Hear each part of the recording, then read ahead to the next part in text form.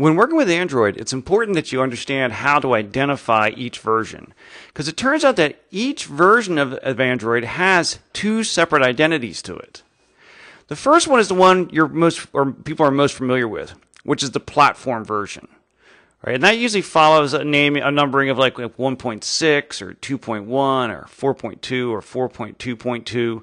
Right? It uses that kind of very traditional decimal-based versioning, or version naming, I should say.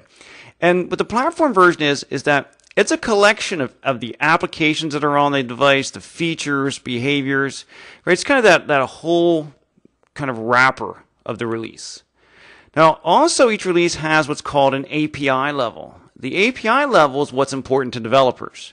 It's basically the set of SDK features, right? The developer kit features, the view of the operating system as it exists to developers. And this uses a very different naming system. This uses a simple integer numbering system that just kind of keeps incrementing. The first release had an API level of 1, the next one had an API level of 2, and they continue on. Up to now, we've got 15, 16. At the time of this recording, the highest one is 17.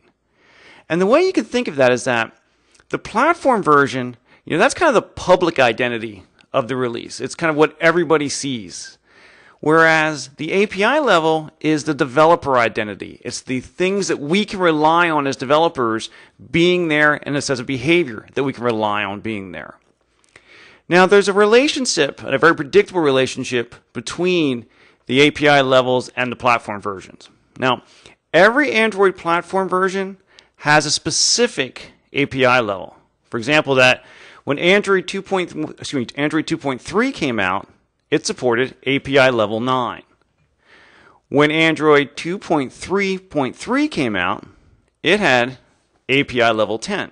Right? So whenever your application is running on Android 2.3, you can rely on the fact that it will be API level 9. Whenever it's on 2.3.3, it'll be on level 10. The thing is that a given Android level can exist across many different versions. For example, not only does Android 2.3 have API level 9, but 2.31 and 2.32 all run API level 9. And API level 10 is on 2.33, 2.34, 2.35, 2.36, all the way through 2.37. Now, the thing that you want to think about here is that don't be confused about, so do I have to worry about what API level 10 looks like on 2.37 versus API level 10 on 2.33? No, that's not a concern at all.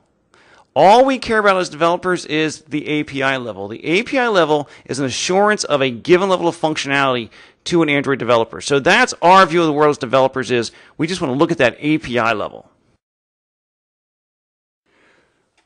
As we talk about the different API levels, of course, a key question is going to be, well, how do you figure out what features are available at each of the API levels?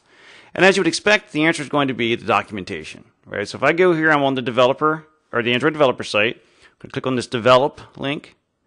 And then down here below, I'm going to go to the reference link. And that'll take me in, of course, into the reference library. If we just take a look around here, now, Android is based on Java. Right? Java uses a concept like packages. Right? Packages are like assemblies in .NET. So our classes are grouped into packages.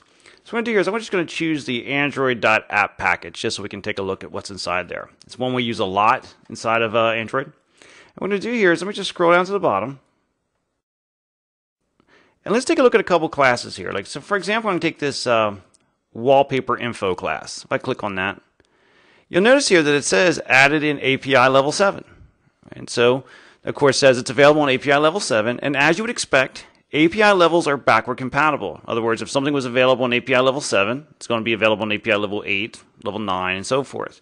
Right? So by targeting a particular API level, that means that my code will work on that level or above. Now, as you might expect, it doesn't mean that things never get deprecated. Right? If I look here at like tab activity, well, tab activity was added in API level 1 right in the very beginning. But it was deprecated in API level 13.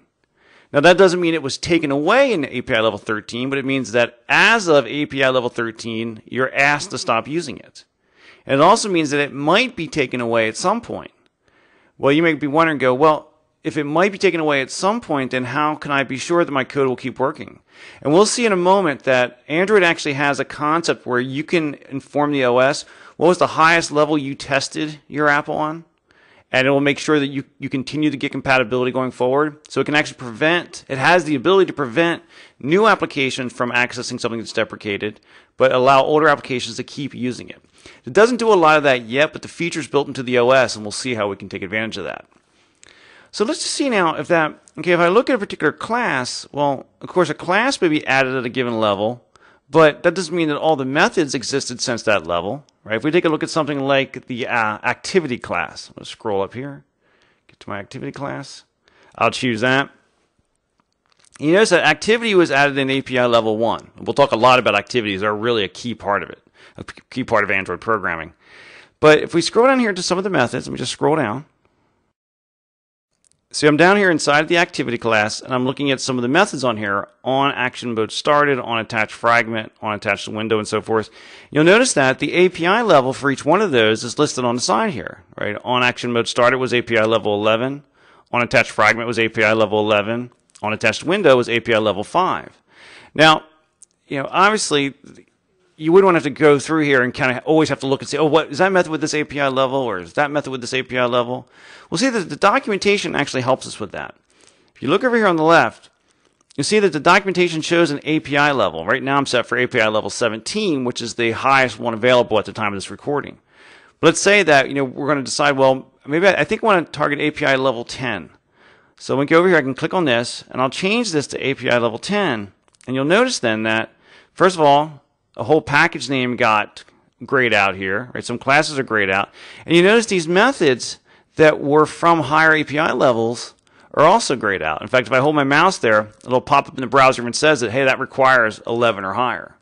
Right? We'll see also that we can use the compilers to help us make sure we don't use things we're not supposed to use. But we see that the documentation itself is giving us lots of help in terms of being able to very easily look at it, know what we're targeting or what we want to target, and even helps us make decisions about what we want to target, because the documentation can be easily adapted to reflect what's available at one level versus another.